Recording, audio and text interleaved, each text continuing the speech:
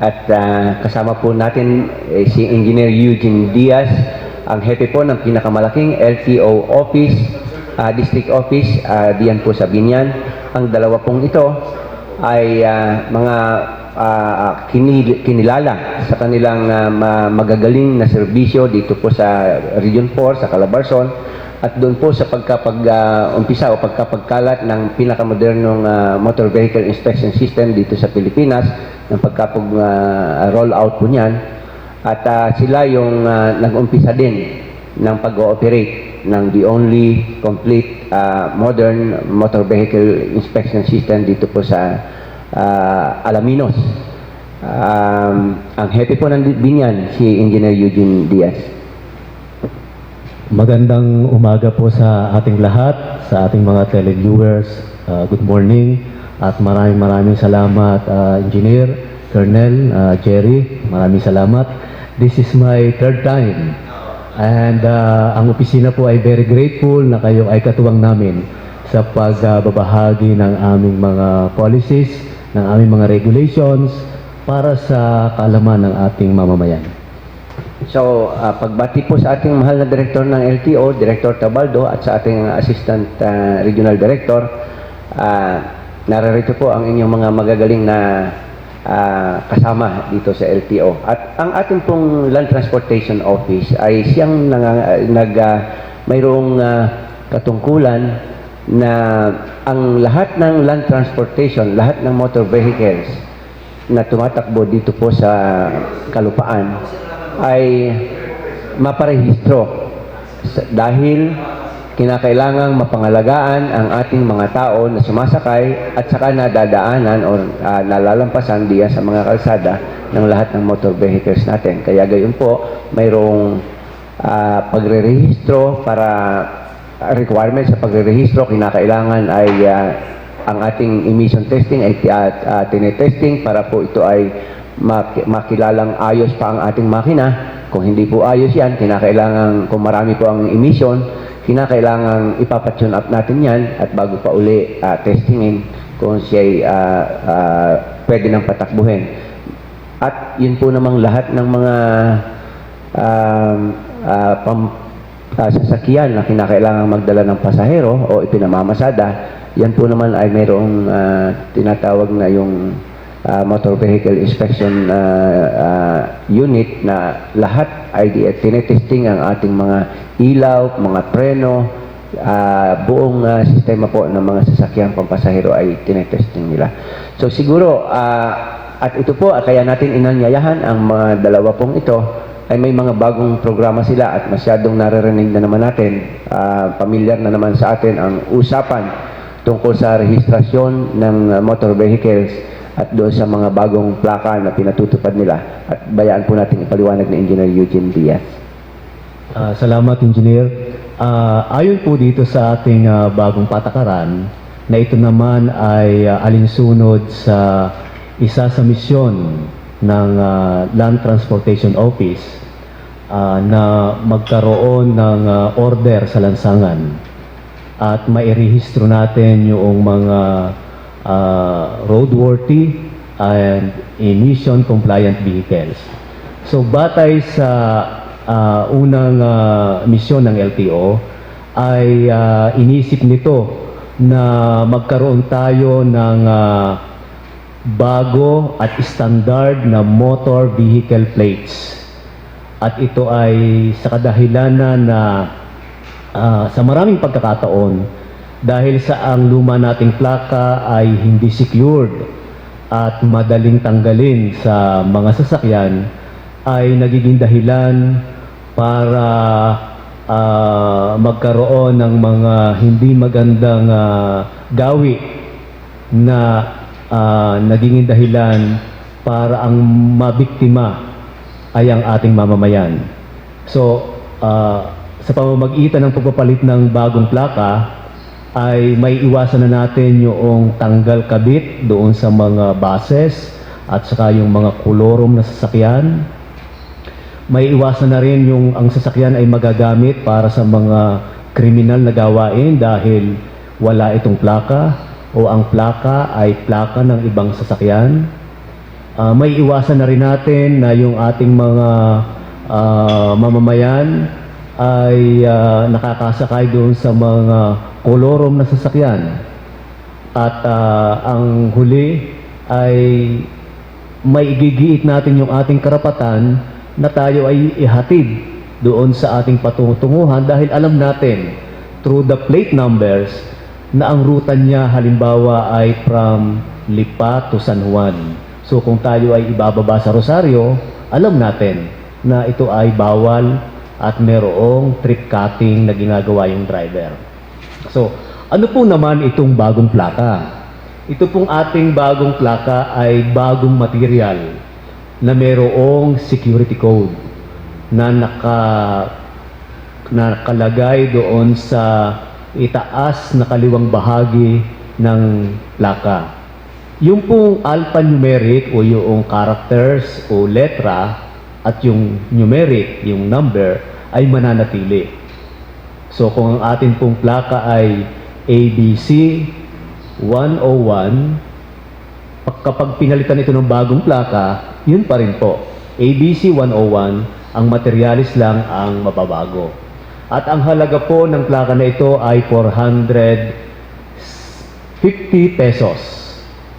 At ayon po sa memorandum circular ng aming mahal na Assistant Secretary, magsisimula tayong mag-replace o magpalit ng plaka starting this month of January.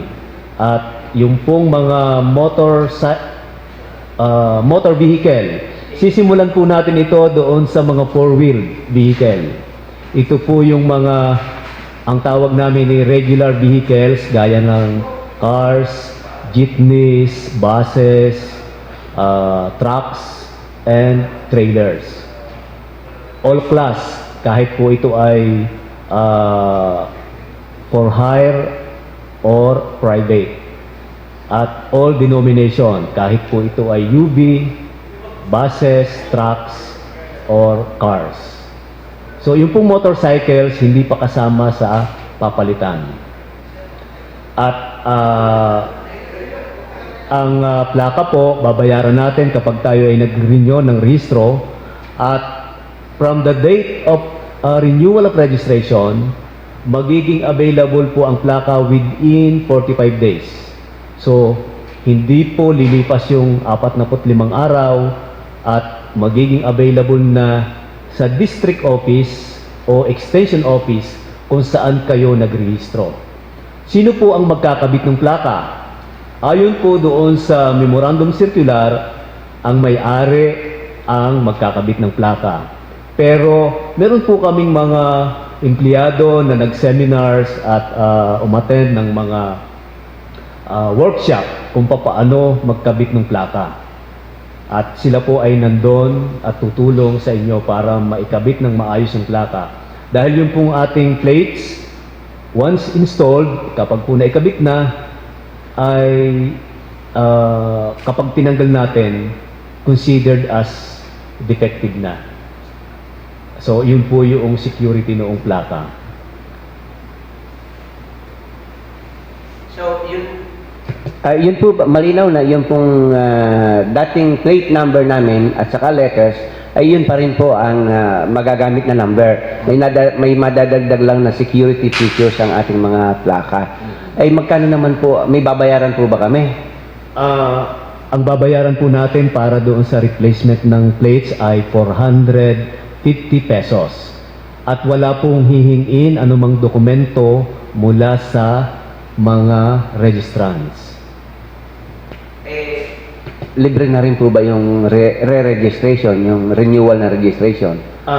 Babayaran po natin yung regular na renewal of registration at idadagdag po yung cost of plates. So, ini-implement na po ito ngayon? Mula pa po noong first day ng business day ng January. So, January 5, nagsimula na po tayo. So, ang ibig sabihin, lahat ng magre-renew, kinakailangan sa LTO gagawa.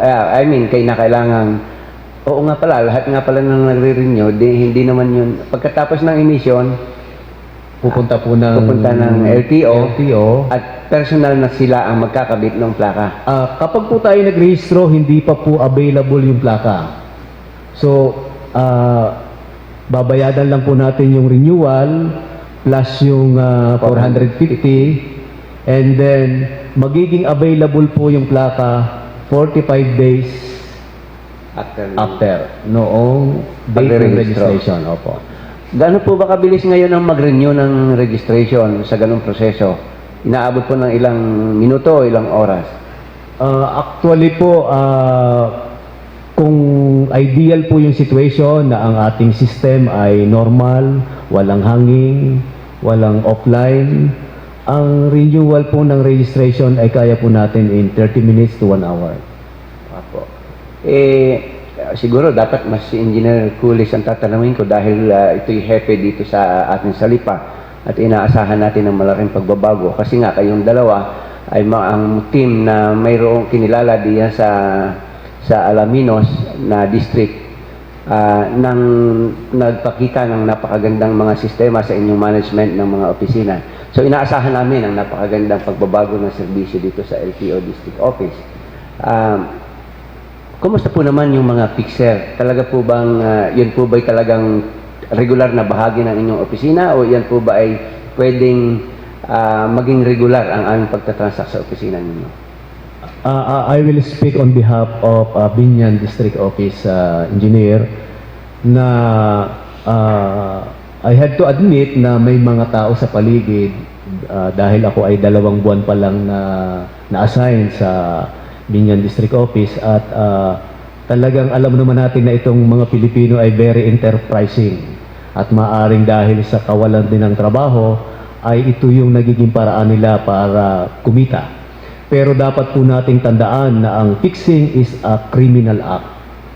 At sinasabi po sa Republic Act 9485 na kami bilang empleyado ng gobyerno ay pinagbabawalan na makipag-transact sa mga fixers o bigyan sila ng opportunity para magkaroon ng pagkakataon na sa katuparan o maitaguyod nila yung kanilang fixing activities.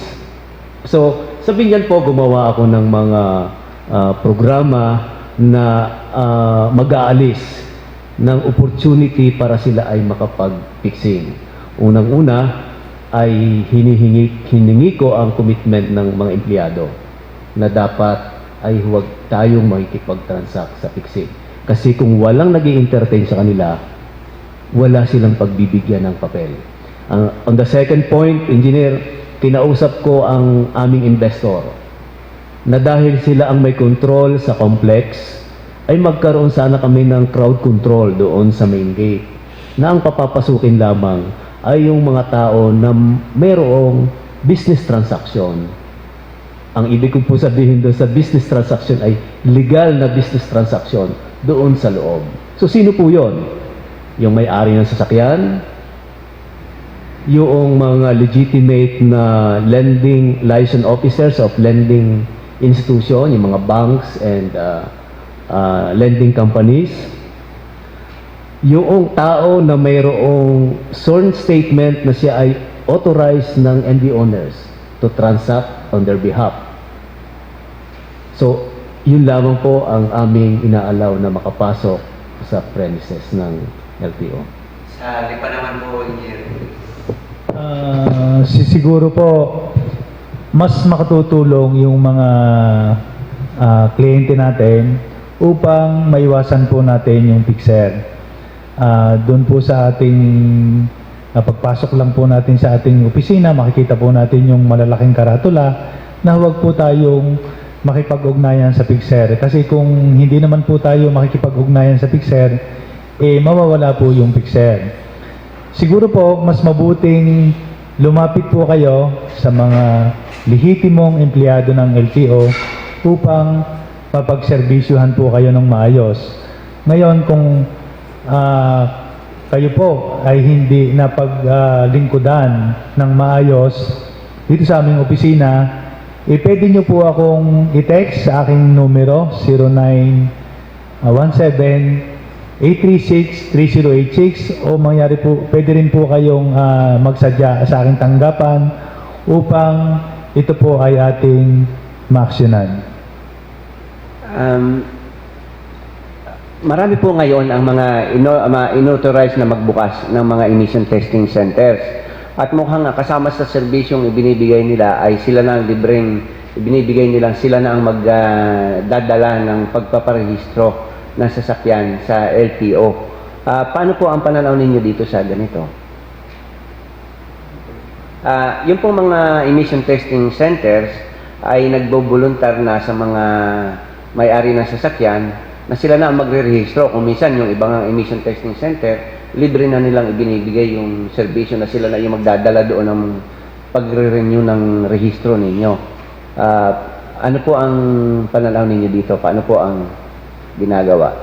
Yung ba'y binibilang na fixer o yung ba'y sadyang official transaction? Sa palagay ko po yung kung ang isang sa katabi po ng emission testing center ay merong isang insurance agency na tumutulong po upang kasi ang nangyayari po dyan para hindi po maabala yung isang nagre-rehistro ay iniuusap na po dun sa mga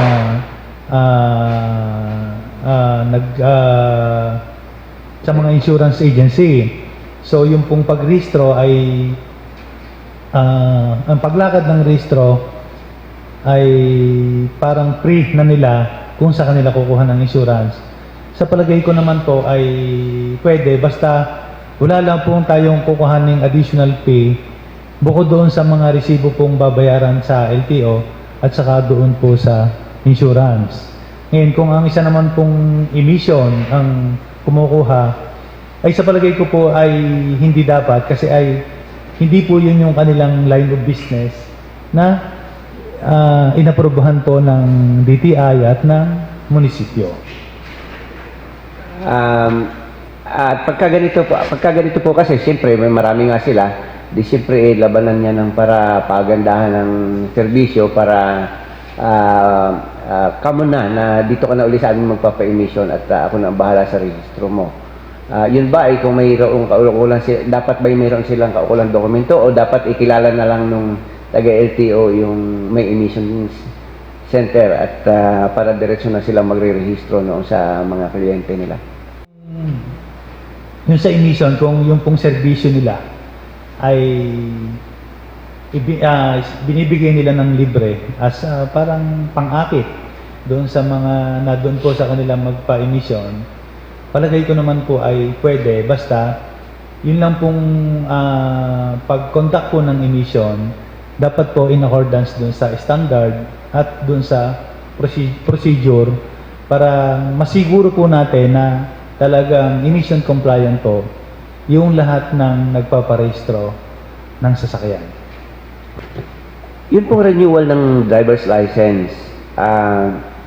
Bakit po dito sa atin ay LTO District Office pero yung iba po ay kinakailangan pang pumunta sa Batangas City kapag ano ba yun? Kailan ba kailangan sa Batangas pupunta at kailangan sa Lipa?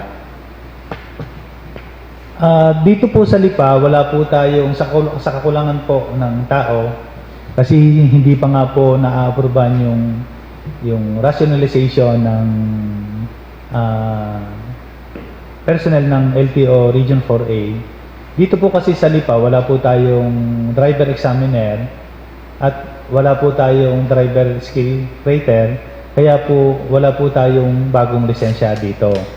At ang isa pa pong kakulangan, yun pong ating driving test track. Kasi pagka po galing kang student permit at kailangan mong magpa-convert into non-professional or professional license, kailangan po mayroon pong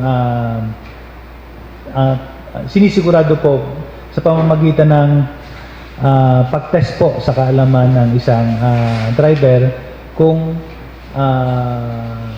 ligtas na, pwede na po ba siyang bigyan ng permiso o at ligtas na siya na makapagmaneho sa karsada. So, basta galing sa student permit at i-upgrade to non-prop, yun po ay pupunta muna ng Batangas City. Ang renewal po noon dito na rin. Pwede po dito ang renewal at pwede po kayong mamili. Pwede po kayong pumunta ng San Pablo kung gusto niyo po doon sa galing student permit papuntang non-pro professional. Pwede rin po kayong pumunta ng Calamba. Pwede rin po kayong pumunta ng Batangas kung saan po kayo mas malapit. Yun pong non-prop na magiging professional, ganun din. Ganon din po yung proseso noon. Meron po yung written examination at meron din po siyang practical driving exam. Pero basta i-renew naman po kahit ito ay non-prop at kahit po ito ay professional, ay dito na sa atin, pwede na. Opo, ang pwede po dito sa Lipa is yung renewal ng driver's license, student permit, conversion po ng foreign license at revision po ng records sa license transaction po. Sa dami na rin po naman ng driver dito sa atin, baka pwedeng mag-focus ang ating regional office na yung available sa Calambasa, sa Alaminos at saka sa Batangas City ay pwede na rin dito para hindi naman po yung mga driver natin pupunta pa sa ibang lugar. Baka makakatulong na yun ng malaki sa pagpapaluwag ng traffic dito sa atin.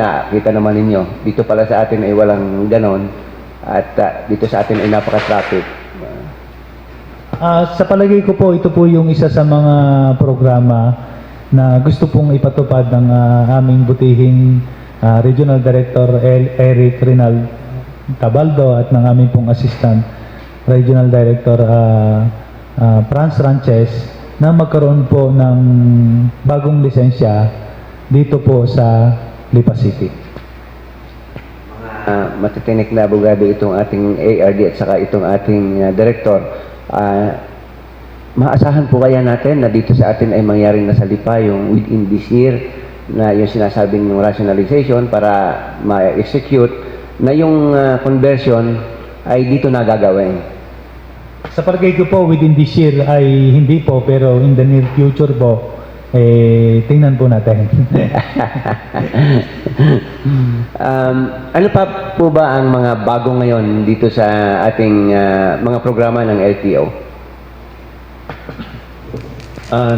Nais ko pong ibalita sa atin, lalong-lalong dito sa Lipa City na ang ating bagong LTO Regional Office Building ay nasimula na at maaaring bago magtapos ang taon ay ito ay ma-inauguration, ma-bless at makalipat na mula sa kanyang temporaryong kinalalagyan doon sa Fiesta Mall, makalipat na tayo dito sa ating bagong building.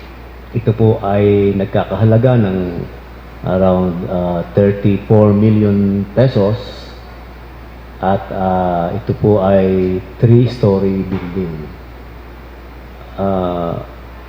Ang ikalawa naman po na ito naman ay may kinalaman dito sa pagpapalaganap at pagkakaroon ng motor vehicle inspection centers all over the country. Nais ko pong ibalita na naaprubahan na ng NEDA na yung ating multi-billion projects involving putting NDICs in all highly urbanized cities na kailangan ang motor vehicle inspection para hindi na sila, kasi alam mo engineer, ang kalimitang complain ng mga tao is malayo and then merong gasolina silang gagastusin. So willing naman itong ating mga motor vehicle owners na i-subject yung kanilang sasakyan sa inspection kasi para din naman yon sa kanila at sa other users of the road. So with this program ay mapupunduhan under the private partnership program of the national government. So ang ibig sabihin, yung dating in-roll out ninyo ng mga sites na paglalagyan ng motor vehicle inspection centers ay ilan po ba ang natuloy doon? Ilan yung naumpisahan at ilan yung natapos? Ilan ang operational ngayon? Actually po, yung natapos is 5. Dalawa po sa NCR, yung nasa Pasay at yung nasa North NBIS sa aming main office. Ang isa ay nasa Region 3 sa San Fernando, Pampanga. Ang isa ay nasa nasa Cebu. And yung pong the last but not the least, yung ating MBIC sa Alaminos. Now, sumunod po diyan yung phase 2 na meron tayo dun sa 5 regional areas ng ating bansa. Yung nasa Region 1, sa Sulana, Cagayan. Yung nasa Region 2, yung nasa Region 1 is San Fernando, La Union. Region 6 in San Miguel, Iloilo. In Region 10 in Ipunan, Cagayan City. And in Region 12 in Pulomolok,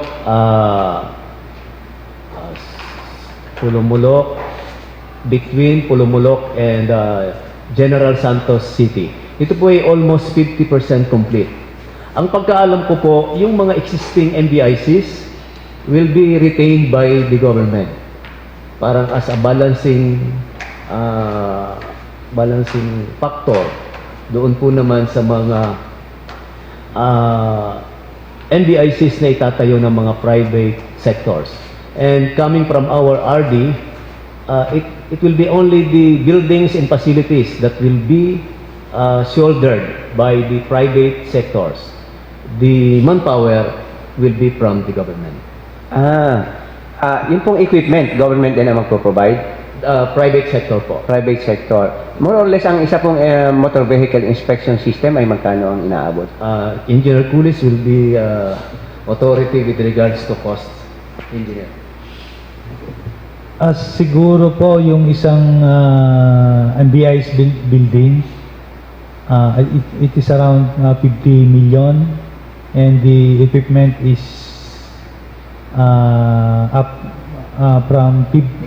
ranging from 15 to 20 million.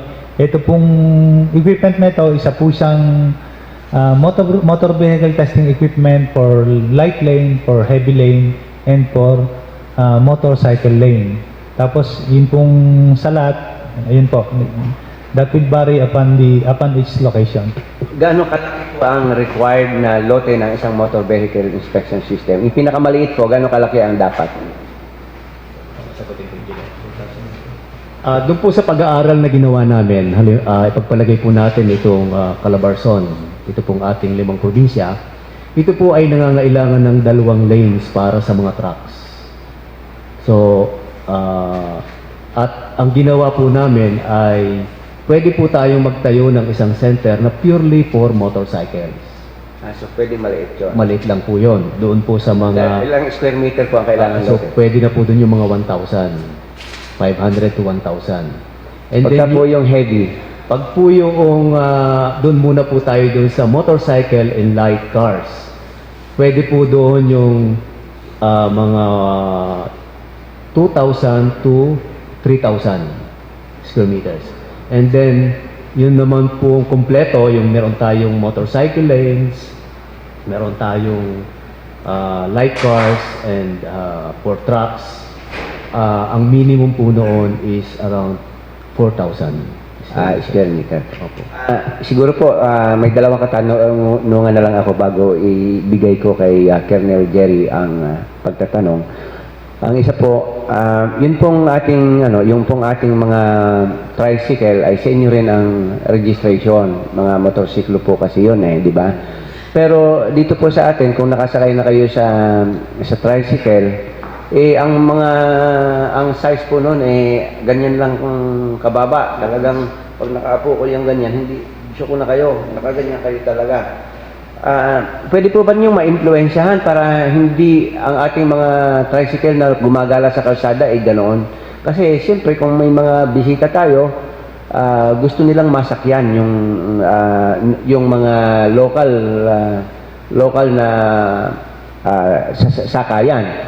at tricycle ang pinakanangunguna dito sa atin. Ang ating mga bisita ay ang iba'y mga 6-footer, 7-footer. So dapat magkakasya sila doon. At kahit kayo mismo, kung kayo makasakay, subukan ninyo at talagang kayo ay dapat ay nakahiyad para magkasya sa tricycle. Baka naman po pwedeng ang LTO, especially dito sa atin sa Lipa at saka doon sa iba pang distrito, ay makatulong para hindi naman po ganun ang ating size ng sukat ng mga tricycle cab.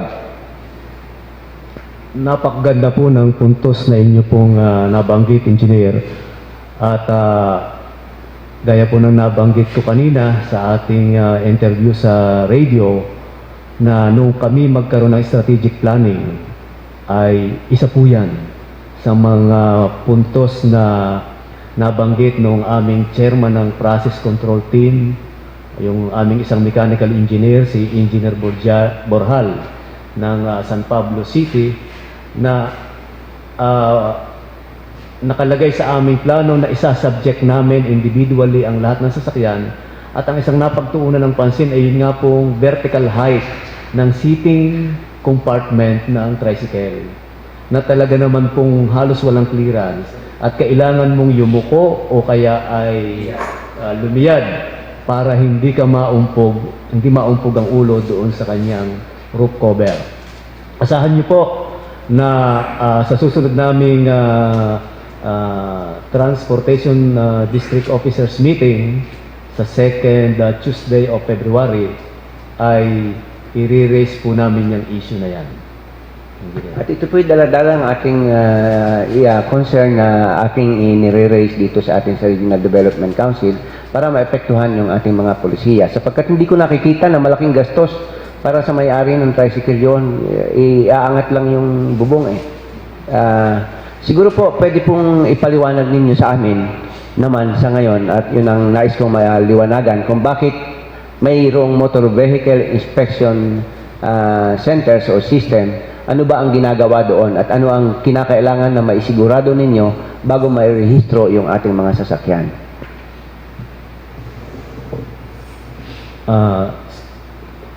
Bali po tayo ngayon ay bilang isang bansa ay bahagi din po ng isang community, lalong-lalo na po itong tinatawag nilang Asian integration, na isa po sa mga layunin nito ay pagdating sa larangan ng transportasyon ay magkaroon tayo ng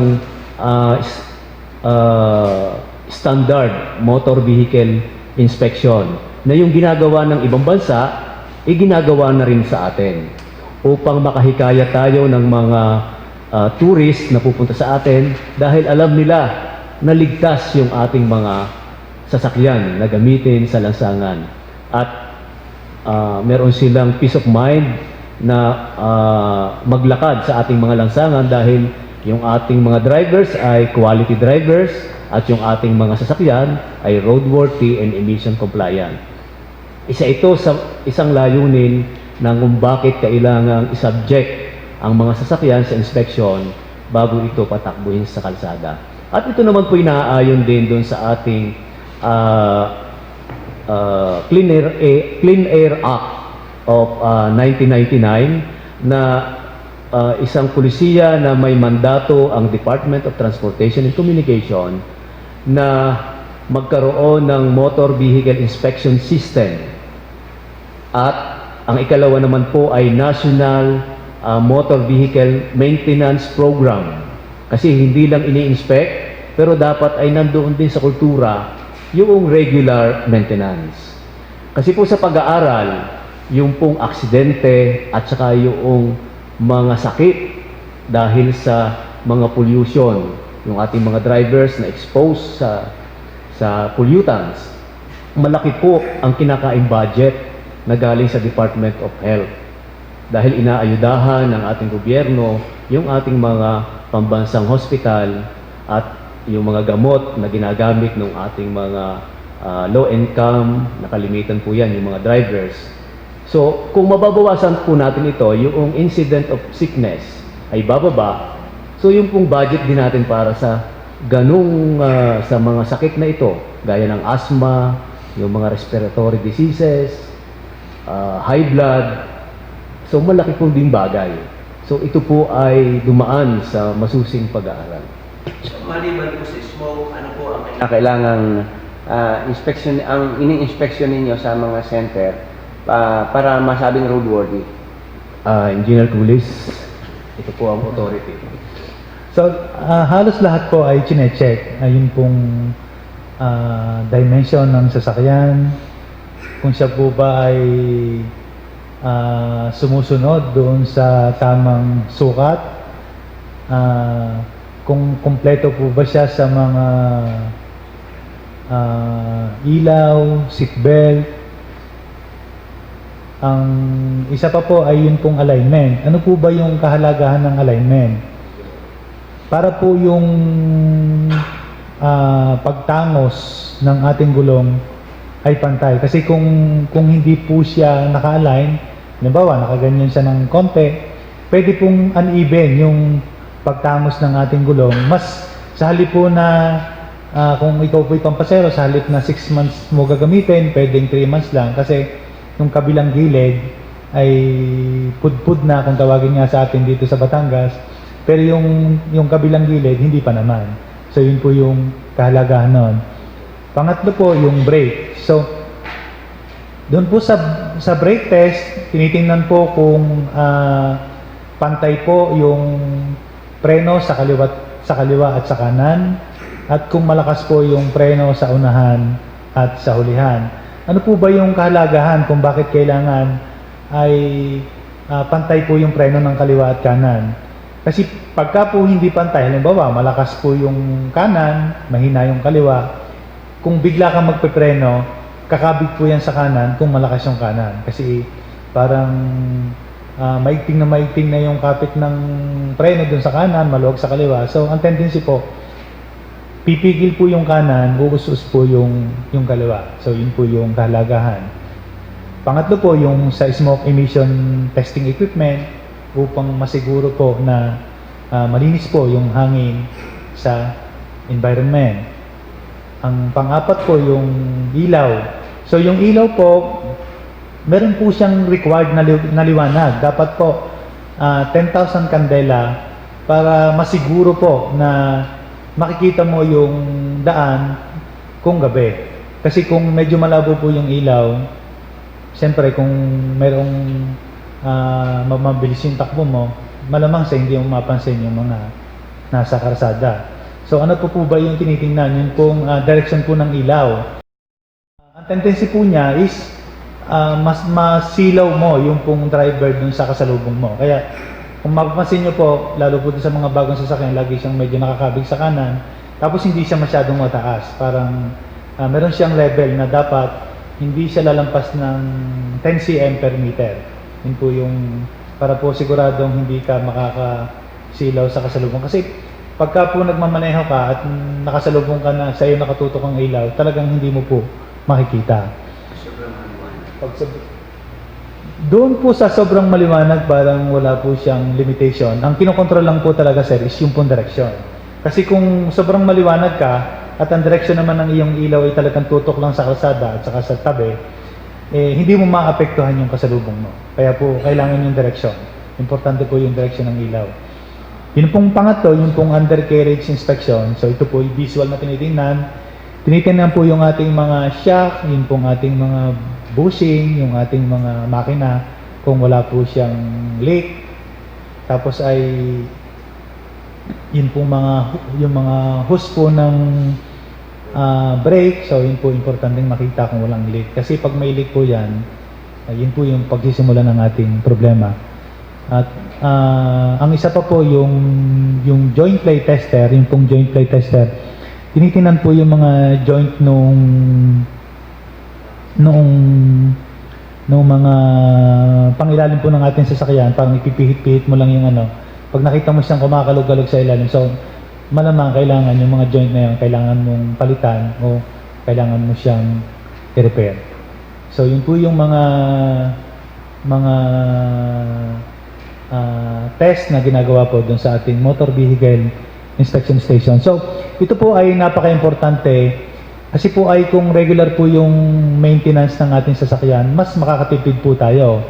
Kasi gaya po sa emission, pagka po yung ating sasakyan ay mausok, malamang po yan ay kumakain ng langis. So yun po, salin po tayo ng salin. So kailangan po talaga natin yung regular na maintenance ng sasakyan. Lalo po at ginagamit natin ng pamamasada, ito po ay takbo ng takbo. So kailangan po talaga regular yung ating maintenance. Ikaw naman, kasama Jerry. Actually, nabasa ko na yung mga programa ng LTO kaya din ako masyadong tatanong. Ding, ang gusto ko na lang is pasalamatan yung mga bisita natin galing sa LTO na ginamit nila yung ating programa na ito ay ma-disseminate natin sa ating mga tagapagsubaybay. Mahalaga ito dahil ang pinag-uusapan dito kasi ay buhay ho ng ating mga kabayan, kaya importante ho na suportahan po natin ang programa ng Land Transportation Office. Ito ho ay para sa ating din ho yan. Kung mayroon po kayo nakitang mga tao na nagpanggap ng mga miyembro ng LTO, ang kinakailangan lang naman dyan ding is cooperation lang sa LTO. Kinakailangan ay kunin yung pangalan at isumbong sa kanila.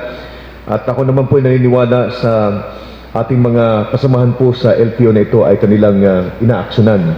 So, congratulations po Engineer Diaz at saka kay Engineer Kulis sa inyong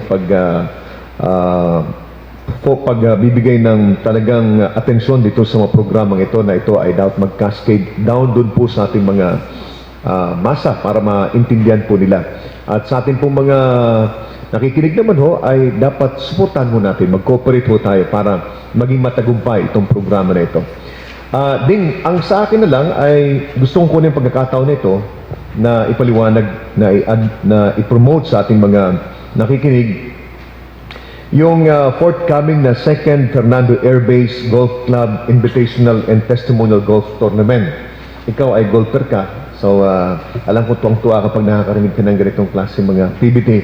Ito po ay gagawin po sa March 5 to March 8 dito po sa Fernando Air Base Golf Course, Fernando Air Base sa Lipa City.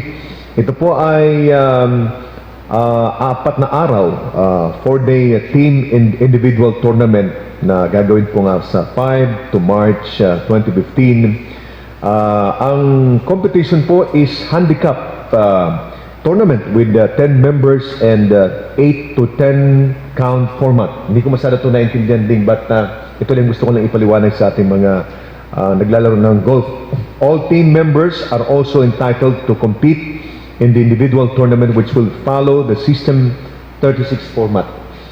On the other hand, the individual tournament will be for golf enthusiasts without NGAP handicap and cannot form a team. Yung mga prizes dito napaka maganda. Alam mo, pag nagpa-tournament ho ang Fernando Air Base ay inaabangan po ito dahil very organized yung mga members po dito. Mayroon po silang hole-in-one prizes. Yung hole number 3 ho ay golf cart. Ito ay maraming mga sponsors dito na ibinigay kaibigan ng golf course. Yung hole number 6 ay Hyundai Accent. Yung hole number 9, another sasakyan, Pigubang ano ito? Pijo. Ang car. Ito yung mamahalin, ano? And hole number 16, golf cart. At hole number 17, another golf cart.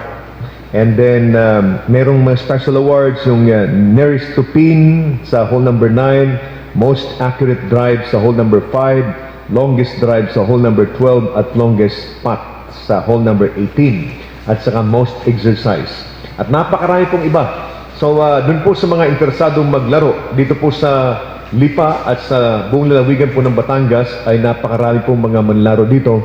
Makipag-coordinate lang po kayo sa aming manager ng Fernando Air Base Golf Course or Club at sila po ay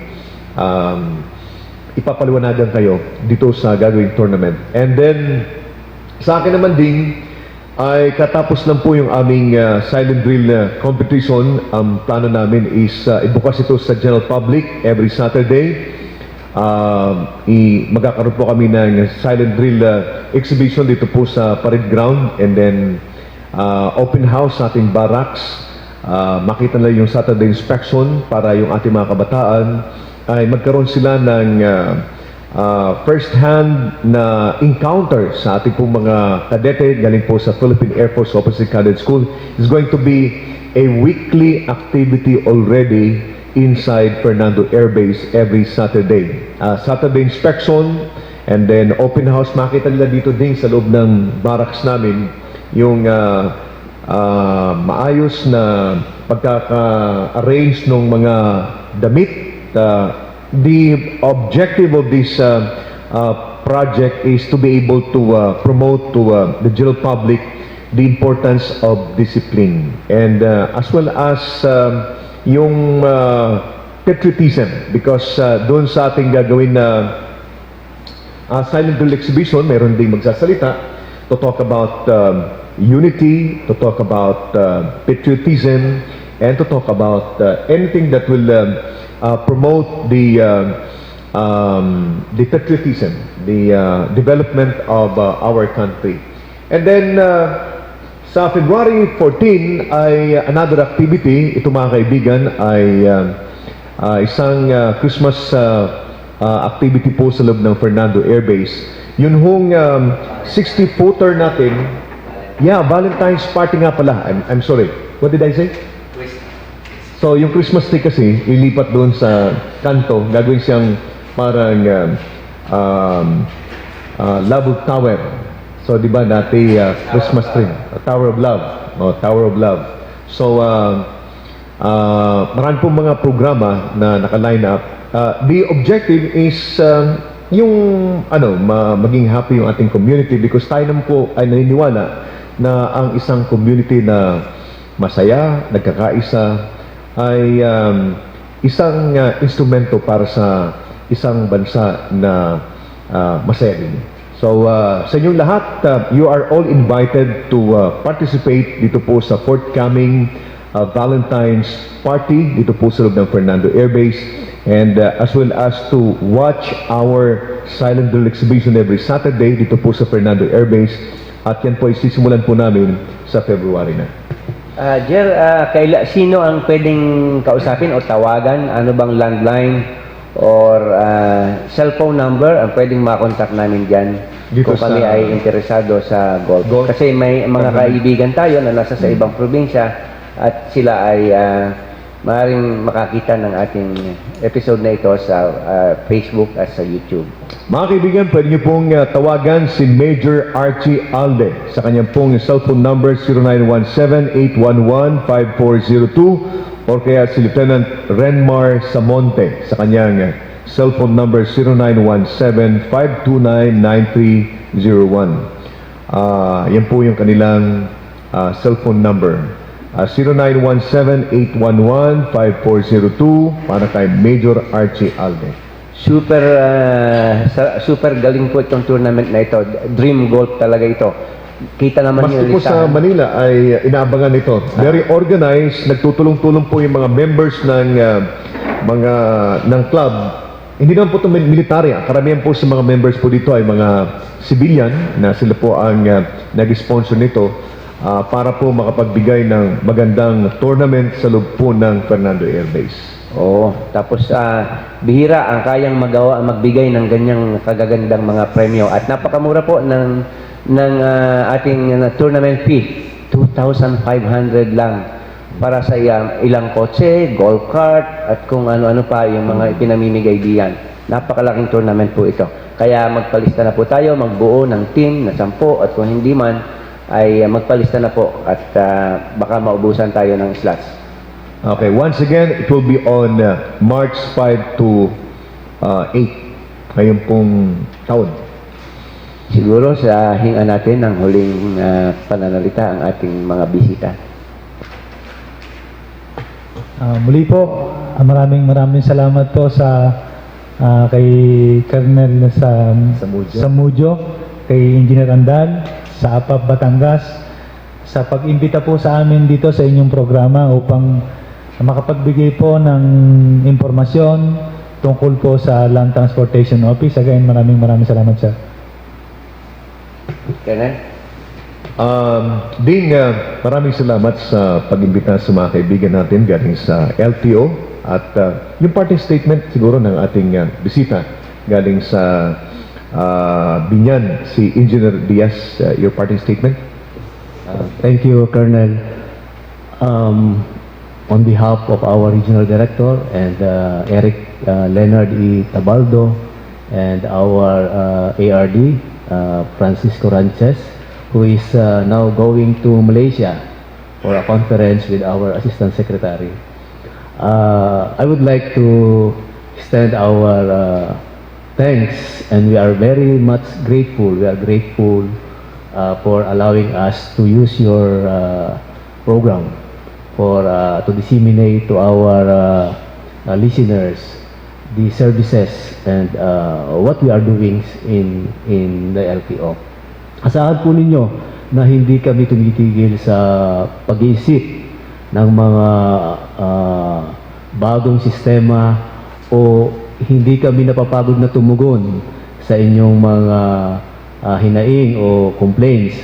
Nandyan po yung mga pamamaraan, feedback mechanism, andyan po yung mga telephone numbers na talagang tinatagan na rin namin ang aming loob na ilagay sa mga opisina para directly kami ay makarespond immediately sa inyong concern. So, yan po at magandang umagang muli sa inyong lahat. Maraming salamat. Mga kaibigan, tunay po na magiging matagumpay ang ating bansa kapag yung impormasyon ay ating pong naipaparating sa ating mga kabayan. At ito po ang layunin po ng programa ng APAP Batangas kung bakit po natin tinayo itong ating palatuntunan. Kasama po natin sila Ding, sila Chairman Ted Calao at sila Vice President Mar Amparo at napakarami po mga kasamahan na talagang nagsasakripisyo po sila para maitaguhin po ang programang ito. Sapagkat kapag ang tao po ay empowered po sila, alam nila kung ano ang nangyayari sa paligid nila, maaari po silang tumulong para mas lalo pang palakasin at protektahan ang interest ng ating bansang Pilipinas.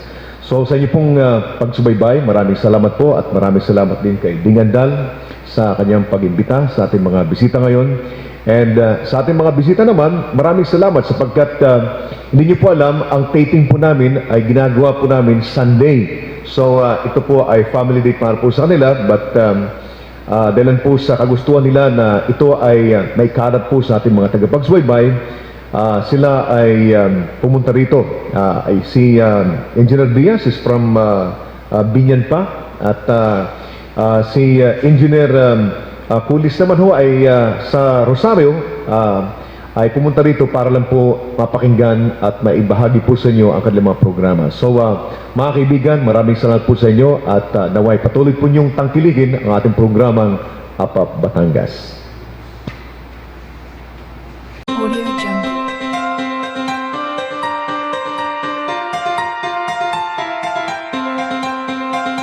Audio Jungle. Audio Jungle. Audio Jungle.